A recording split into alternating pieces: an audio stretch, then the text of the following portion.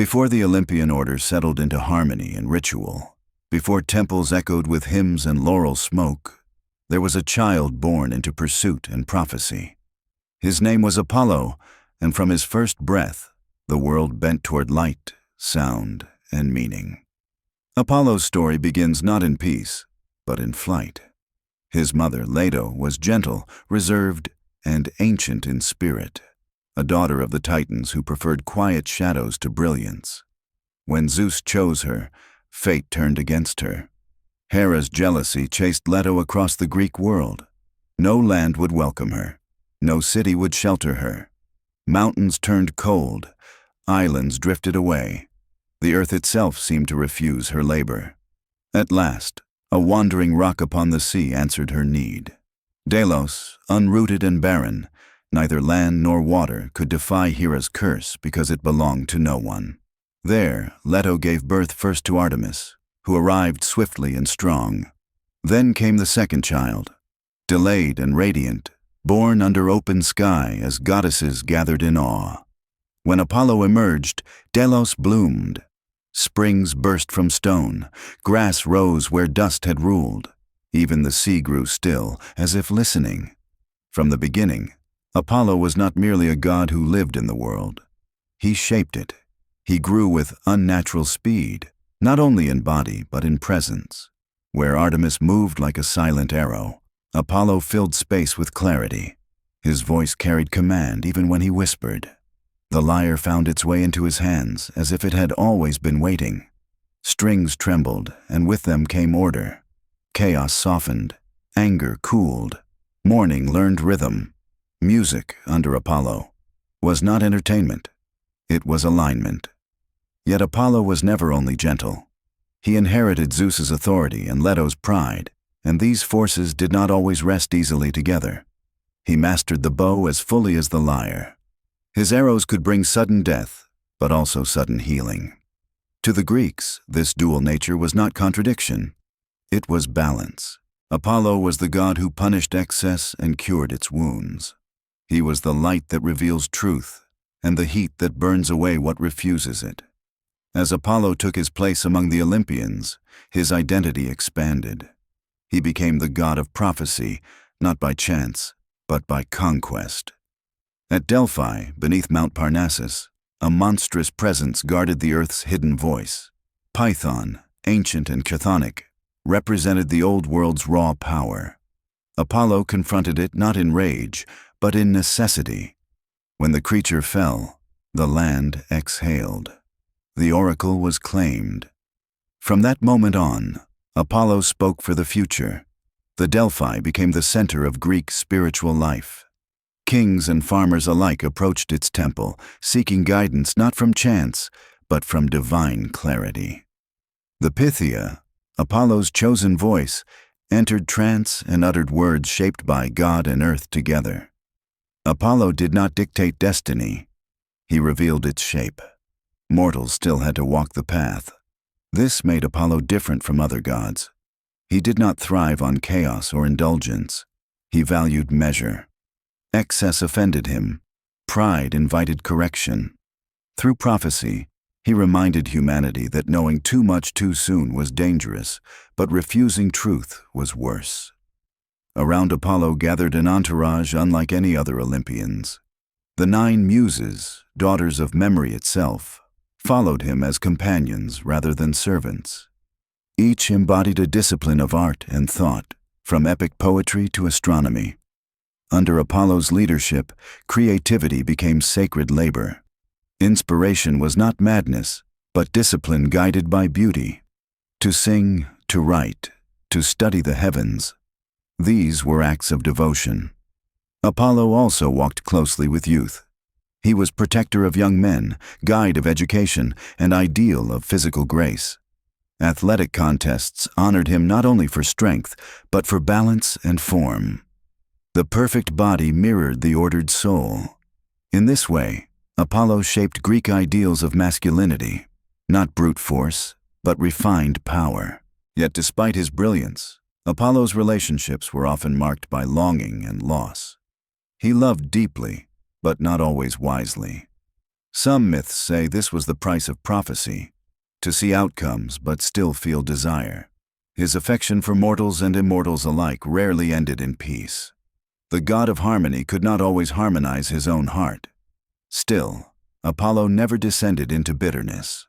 When love failed, he transformed grief into art, pursuit into song. The laurel tree became sacred not as a symbol of conquest, but of memory. To wear its leaves was to remember both triumph and restraint. Across the Greek world, Apollo's influence reached into daily life. Plagues and cures bore his mark. Seasonal rhythms echoed his solar aspect, though he was never simply the sun itself. That role belonged to older powers, yet Apollo carried sunlight in a symbolic sense. He illuminated reason. He clarified law. He stood behind oaths and civic order. Cities dedicated temples to him not out of fear, but respect. To offend Apollo was to invite correction, not chaos. His punishments, when they came, were swift and instructive. They restored balance rather than indulging cruelty. In myth after myth, Apollo stands at the intersection of mortal effort and divine standard. Heroes consult him, kings test him, artists serve him. Even other gods respect his domain, for without Apollo, the Olympian world would lose coherence. Zeus ruled by thunder, but Apollo ruled by meaning. This is how the Greeks understood him. Not as distant perfection, but as demanding clarity. To live under Apollo's gaze was to accept responsibility for one's actions, talents, and limits. He asked mortals to know themselves, to refine themselves, and to accept truth even when it wounded pride. And so, from a wandering island to the heart of civilization, Apollo rose not only as a god, but as an idea. Light shaped into law, sound shaped into culture, prophecy shaped into wisdom. His story does not end in birth or conquest. It unfolds wherever music finds structure, wherever truth challenges comfort, and wherever beauty demands discipline. As Apollo's power settled into the bones of the Greek world, he became more than a radiant youth with a lyre and a bow. He became a presence woven into daily life, a god whose influence could be felt in the quiet moment before a decision, in the measured pace of a song, and in the uneasy silence that followed broken oaths. To understand Apollo fully, one must look not only at his deeds, but at the way he surrounded himself, with companions, sacred spaces, and living symbols that extended his will across gods and mortals alike. Apollo never ruled alone. Unlike gods who isolated themselves in storm or shadow, he thrived in company. Closest to him were the Muses, 9 sisters born of memory itself. In their presence, Apollo was not a tyrant of inspiration, but its guide. Each muse reflected a different path of human expression: song, poetry, history, dance, and the study of the heavens. Under Apollo's leadership, creativity became a bridge between mortal effort and divine order. Inspiration was not wild possession. It was discipline sharpened by beauty. When Apollo played the lyre among the Muses, time seemed to slow. Even the other Olympians paused. His music did not overwhelm. It clarified. It gave shape to emotion the way architecture gives shape to stone. This was why poets prayed to Apollo before beginning their work. To honor him was to seek harmony rather than excess, form rather than frenzy. Yet Apollo's harmony always carried an edge. He despised arrogance, especially when talent outran humility. Many myths tell of mortals who challenged him, believing skill alone could elevate them to divine rank. In these stories, Apollo's response was never petty. It was instructive and final. He represented a cosmic rule the Greeks understood deeply. Excellence demands respect for limits. This principle shaped Apollo's relationships with mortals as much as his relationships with gods. He moved easily among humans, sometimes disguised, sometimes revealed, always observing. Shepherds felt his favor in gentle weather.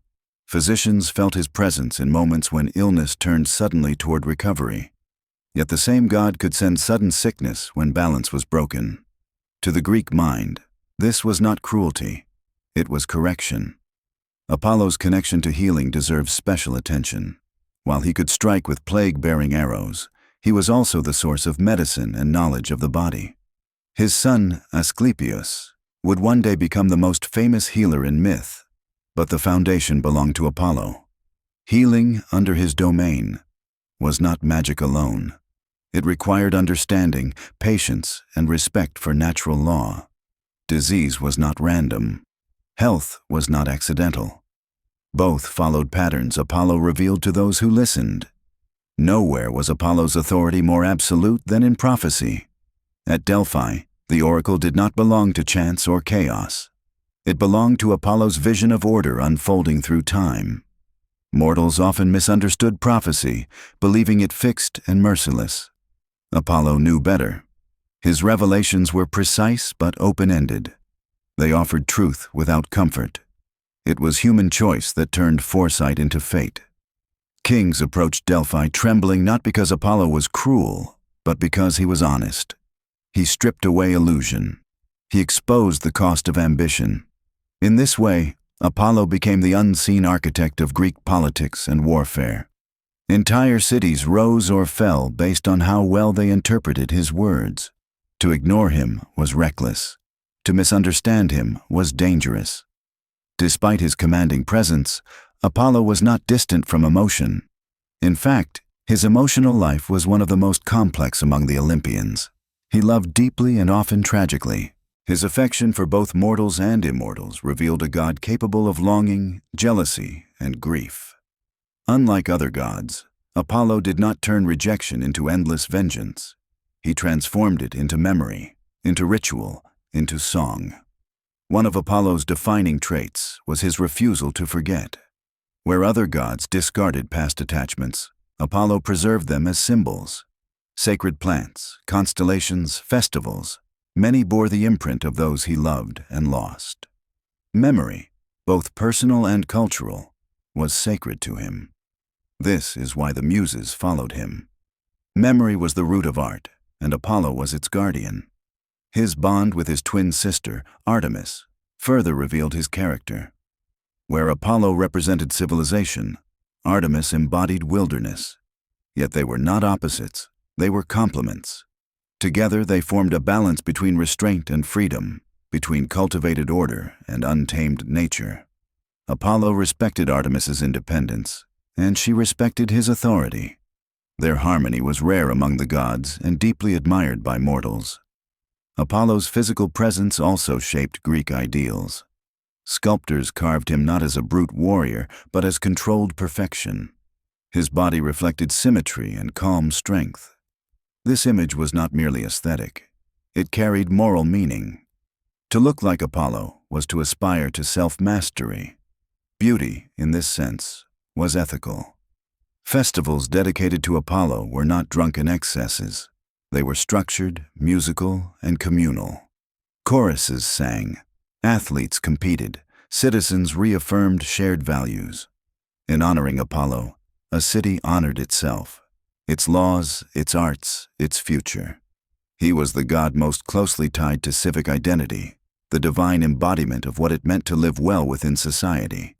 Yet Apollo never allowed comfort to become complacency.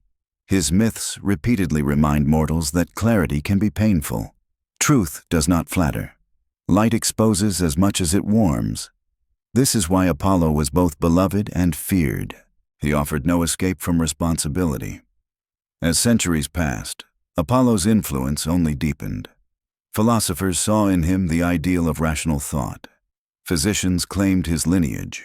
Artists invoked his name before touching stone or string. Even rival cultures recognized his power, reshaping him into new forms while preserving his essence. Apollo endured because he represented something eternal, the human desire to understand the world without surrendering to chaos. He stood at the crossroads of reason and emotion, discipline and inspiration, mortality and meaning. And through all his stories, one truth remains constant. Apollo does not demand worship through terror. He demands attention. To ignore him is to drift. To follow him is to walk a narrow path, illuminated, demanding, and unforgettable. As Apollo's authority matured, his myths turned inward. No longer centered only on light, music, and prophecy, his stories began to explore consequence. What happens when divine clarity meets mortal emotion, when perfection encounters desire, and when truth wounds as deeply as it heals? These myths do not diminish Apollo. They refine him. They reveal a god learning the cost of his own radiance. Apollo's love stories are among the most poignant in Greek mythology because they are rarely triumphant. He does not seduce with trickery like Zeus, nor abandon easily like other gods. When Apollo loves, he commits fully, and this intensity often leads to transformation rather than fulfillment. One of the most enduring tales is his pursuit of Daphne, a nymph devoted to wilderness and freedom. Apollo, struck by desire, pursued her not out of cruelty, but admiration. Yet Daphne did not seek admiration. She sought escape. As Apollo closed the distance, the earth itself answered her plea. Daphne became a laurel tree, rooted and unreachable. Apollo did not rage. He did not destroy what he could not possess. Instead, he consecrated the laurel as sacred. Its leaves crowned poets, victors, and priests. In this act, Apollo transformed loss into legacy. Desire became symbol. Memory became honor. This pattern would repeat throughout his life. Another love, softer and more tragic, was Hyacinthus, a mortal youth whose beauty and gentleness drew Apollo into genuine companionship. Their bond was playful, filled with games and laughter, until fate intervened. A stray discus, deflected by jealousy or chance depending on the telling, ended Hyacinthus's life. Apollo's grief was profound. He could not undo death, even with all his foresight. Instead, he knelt at the earth and shaped sorrow into bloom. From Hyacinthus's blood rose the flower that bears his name. Once again, Apollo refused to forget. Mortality became memorial. Loss became ritual. These stories shaped how Greeks understood grief itself. Apollo did not erase pain. He gave it meaning. In his myths, suffering was not random. It was transformed into something that endured. Apollo's punishments, too, reveal this philosophy. When he acted against mortals or gods, it was rarely out of spite. It was correction. The musician Marsyas dared to challenge Apollo in music, not with humility but arrogance. The contest was not unfair. The outcome was inevitable. Marsyas lost because he misunderstood the nature of excellence. Skill without reverence was hollow. To the Greeks, this myth was not about cruelty. It was about boundaries. Apollo represented mastery governed by restraint. To challenge him was to challenge order itself. The punishment served as warning. Talent does not excuse hubris. Apollo's relationship with other gods followed similar lines. He was loyal to Zeus, but not blind. He carried out divine justice, yet questioned excess. When gods overstepped, Apollo's response was measured but firm. He was often the enforcer of balance, the one sent to restore order when emotion threatened structure. Yet Apollo himself was not immune to error.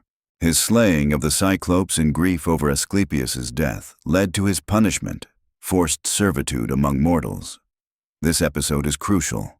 Apollo, the god of light and reason, was made to serve.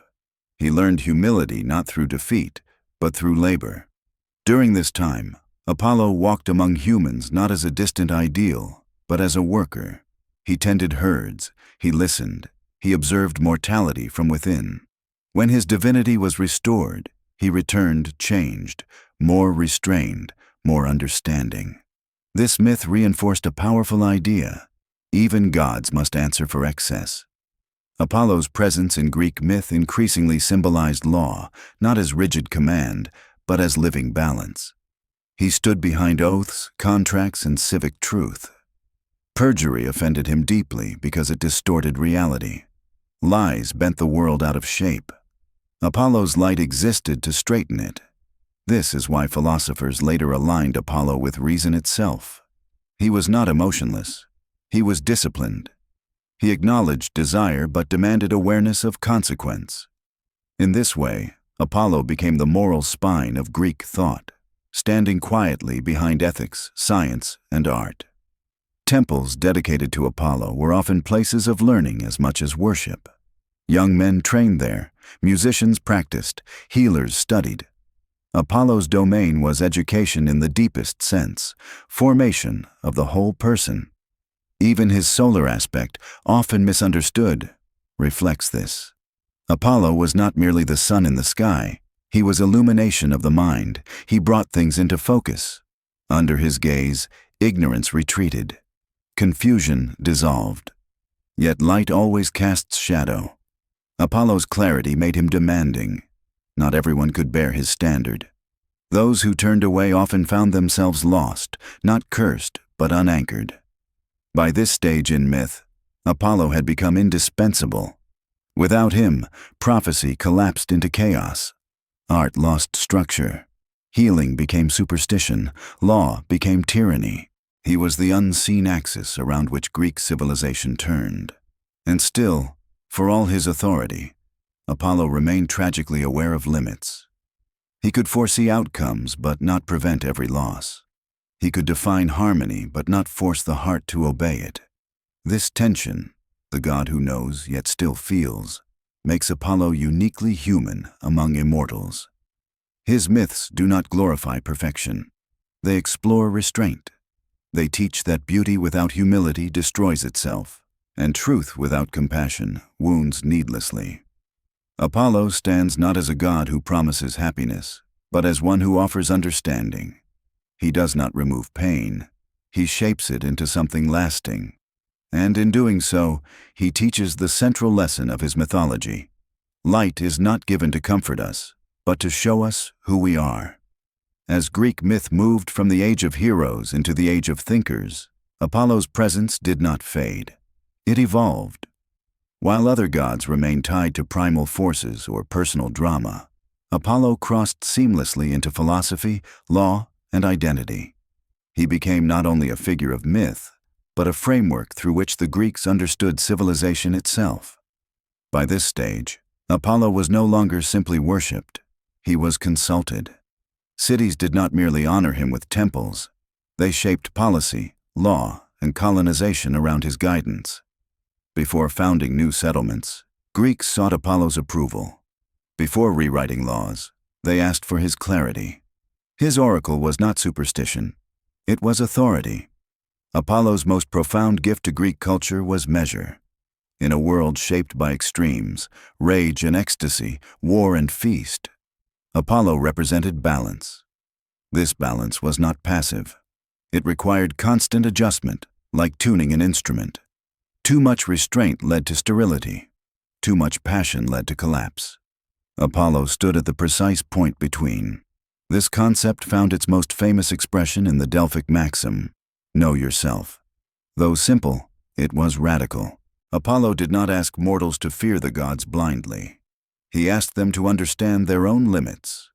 Wisdom, under Apollo, was not domination of others but mastery of the self. Greek philosophers later recognized Apollo as the divine patron of reason. Logic, mathematics, astronomy, and ethics all fell under his broader domain. His association with light made him the natural symbol of knowledge. Darkness was not evil. It was ignorance. Light was not mercy. It was truth. Apollo's solar identity became more prominent during this era, though it was symbolic rather than literal. He was not merely the sun that warms crops. He was the light that reveals structure. This is why later thinkers contrasted him with Dionysus. Where Dionysus dissolved boundaries, Apollo defined them. Where Dionysus embraced chaos, Apollo imposed form. This contrast was not a rivalry. It was a necessity. Greek culture thrived because it honored both forces. Apollo without Dionysus would become rigid. Dionysus without Apollo would become destructive. Together they explained the full spectrum of human experience. Apollo's worship adapted as Greek society changed. In earlier ages, he was approached through song and sacrifice. In later centuries, he was honored through discipline, training the body, refining the mind, educating the young. Gymnasiums, academies, and musical competitions all carried his influence. To improve oneself was to honor Apollo. His temples reflected this shift. They were not dark chambers filled with terror. They were open, orderly spaces designed for clarity and symmetry. Architecture itself became a form of prayer. Proportion was sacred. Geometry was divine. Beauty was evidence of order. Apollo's connection to law deepened as city-states matured. Oaths sworn in his name carried weight beyond fear of punishment. To lie under Apollo's witness was to fracture reality itself. Truth, for the Greeks, was not subjective.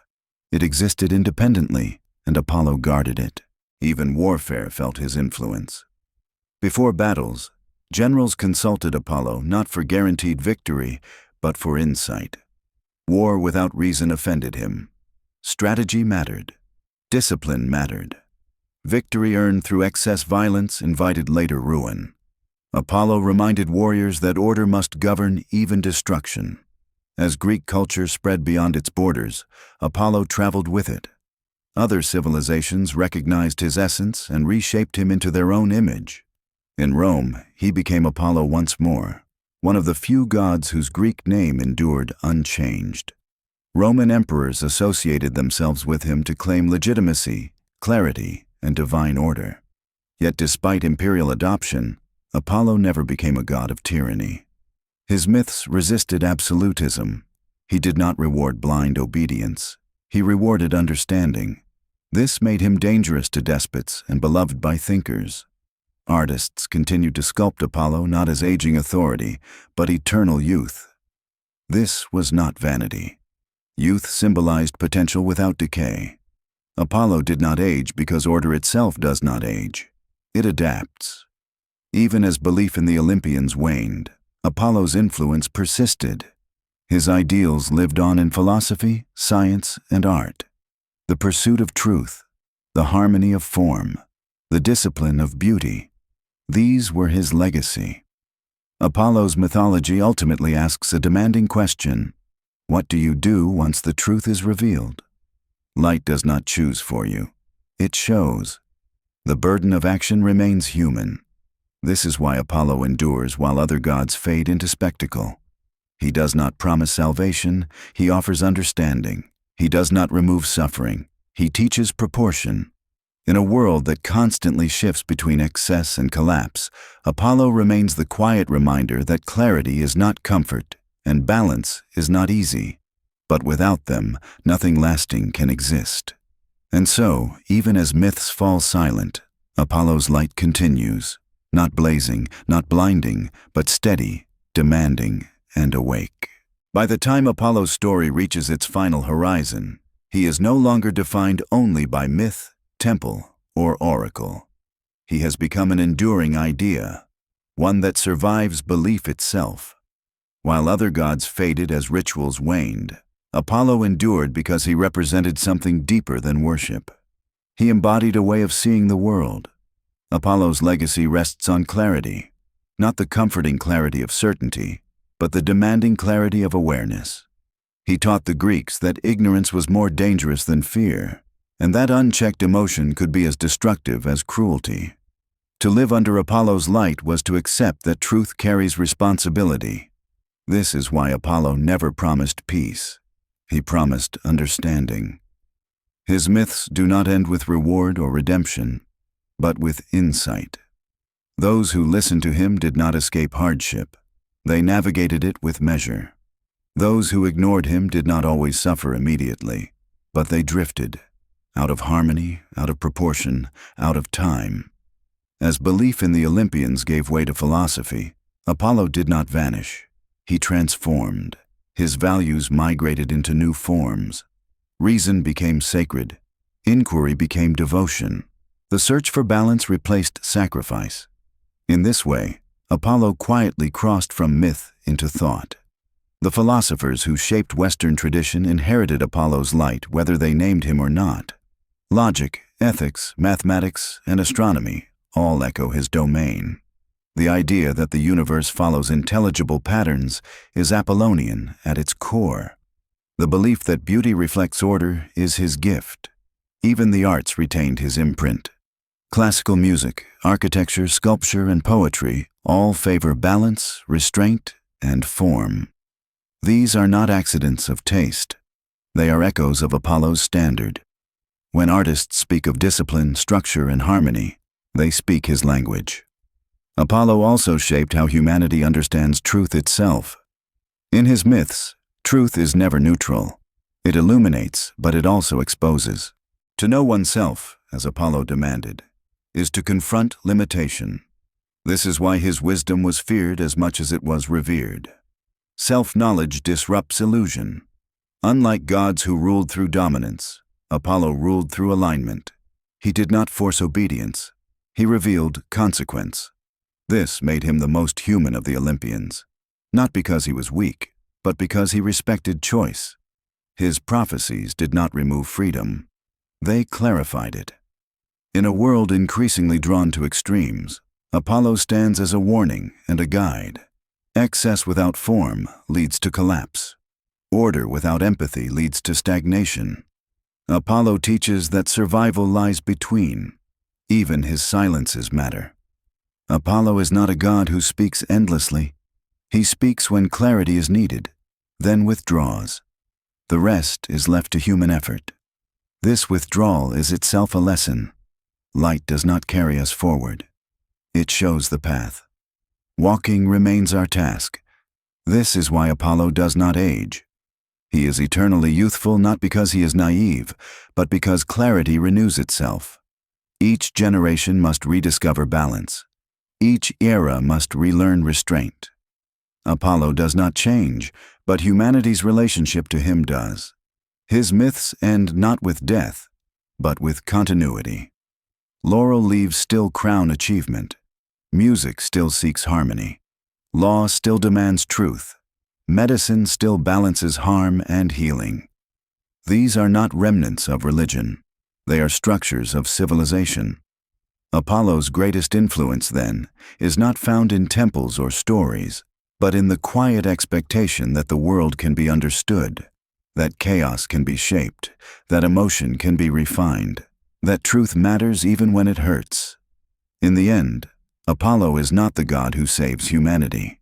He is the god who asks humanity to save itself, through knowledge, discipline, and awareness. His light does not blind. It waits. And when humanity chooses to see, Apollo is already there. Long after the last hymn faded from marble temples, Apollo's presence did not disappear. It shifted inward. Where once his voice echoed through oracles and sanctuaries, it began to speak through ideas, disciplines, and quiet standards that shaped how people judged the world and themselves. Apollo became less a figure encountered and more a principle applied.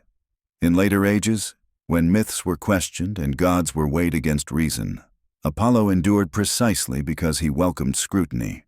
He was never a god of blind faith. He was the god who demanded awareness. To follow Apollo was not to kneel, but to listen, to measure, and to refine. This made him uniquely adaptable to a world that increasingly valued thought over ritual. Apollo's influence can be felt wherever humans seek order without cruelty. In courts of law, the idea that truth matters more than power reflects his legacy. Justice, under Apollo's shadow, is not vengeance but proportion. Punishment must fit the act. Judgment must be clear. Without these principles, society collapses into noise. In medicine, Apollo's legacy is even more direct. Healing, in the Apollonian sense, is not miracle but method. Observation, balance, and restraint guide treatment. Even today, the symbol of healing traces back to Apollo's lineage. The belief that the body follows knowable patterns is a continuation of his worldview. Music, too, remains deeply Apollonian. Harmony, scale, rhythm, and structure all echo his original gift to humanity. While music can express chaos and emotion, it achieves longevity through form. A melody endures because it is shaped. That shaping instinct belongs to Apollo. Philosophy inherited his light almost seamlessly. The belief that reality can be examined, that truth can be approached through reason, and that understanding oneself is the foundation of wisdom. These ideas are Apollonian at their core. When thinkers speak of clarity, coherence, and intellectual discipline, they walk paths Apollo cleared long ago. Yet Apollo's legacy is not sterile rationalism. He never denied emotion. He demanded that emotion be understood rather than unleashed. This distinction matters. Passion guided by awareness becomes creativity. Passion without awareness becomes destruction. Apollo stands between these outcomes. In modern storytelling, Apollo often appears as a symbol rather than a character.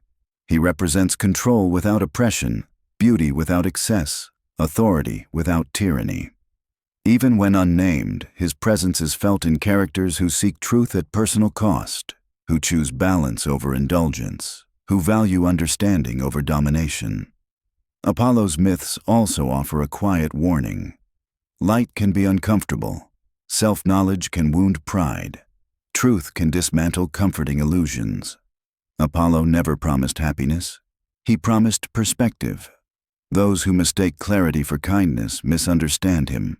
This is why Apollo remains relevant in times of crisis.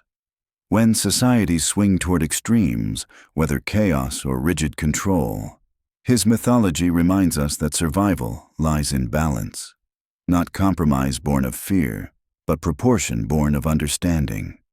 Unlike gods who demand loyalty, Apollo demands effort. His favor is not inherited or stolen. It is earned through discipline. This is why he cannot truly be rejected. One may ignore him, but one cannot escape the consequences of imbalance. Even today, when people speak of enlightenment, of shedding ignorance, of seeing clearly, they echo Apollo's ancient promise. Light still matters. Measure still matters. Truth still shapes outcomes. Apollo's final gift to humanity is not prophecy or music, but responsibility. He reveals, then steps back. He illuminates, then allows choice. In this way, he respects human freedom more than any other god of myth. He does not chase worship. He waits for readiness.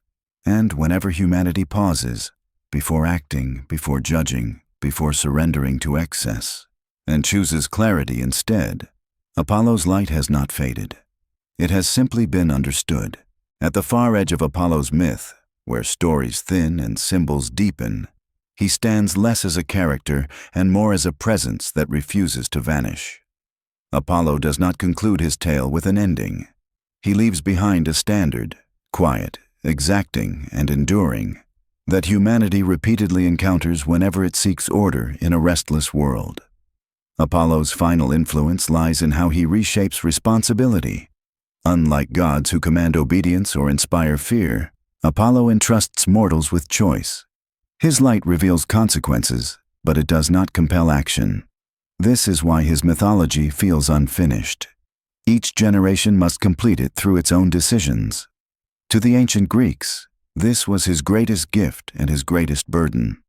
Apollo did not absolve guilt. He clarified it. He did not remove uncertainty. He defined its boundaries. Under his gaze, excuses dissolved. What remained was action, measured against truth. This made Apollo the silent companion of leadership. Rulers who governed wisely were said to act with Apollo, whether or not they named him. Those who ruled through impulse or pride inevitably fell into imbalance. Greek myth records these outcomes not as punishment, but as natural result. Apollo does not strike blindly. Reality itself enforces his law. Even decline and tragedy fall within his domain. Apollo's light does not prevent downfall, it explains it. When cities collapse or heroes fail, his presence lingers in the lesson left behind. Understanding outlives success. This is why Apollo is remembered not for victories, but for clarity after loss. In cultural memory, Apollo becomes the god of transition, the bridge between instinct and intellect, chaos and coherence, impulse and intention. He marks the moment when humanity pauses before acting and asks not, "Can I?" but "Should I?" This question is the heartbeat of his mythology. As storytelling evolved, Apollo's figure receded. but his values sharpened. Enlightenment thinkers echoed him without invocation. Artists pursued proportion and balance long after temples crumbled. Scientists followed patterns he once guarded through prophecy. Each believed they were moving forward, unaware they were still walking within Apollo's light. Even conflict reflects his shadow. Wars fought without reason spiral into ruin. Progress without restraint destroys itself. Innovation without wisdom fractures society. Apollo's myths anticipated these truths long before history confirmed them. He is therefore not a god of answers, but of alignment. When thought, action, and consequence fall out of harmony, Apollo's absence is felt immediately. Confusion spreads, extremes rise, meaning fractures. And when clarity returns, so does his presence. Unnamed, but unmistakable. Apollo's endurance lies in restraint. He does not dominate narratives. He stabilizes them. He does not shout. He waits. His mythology teaches that light does not need to be aggressive to be powerful. It only needs to be steady. In the end, Apollo's story resolves into a mirror. The god of prophecy reveals not fate, but capacity.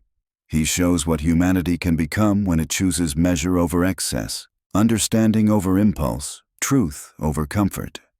Apollo never leaves. He recedes until needed. And whenever the world reaches for clarity, through art, law, science, or self-knowledge, his presence returns, not as a god demanding worship, but as a light asking to be used wisely.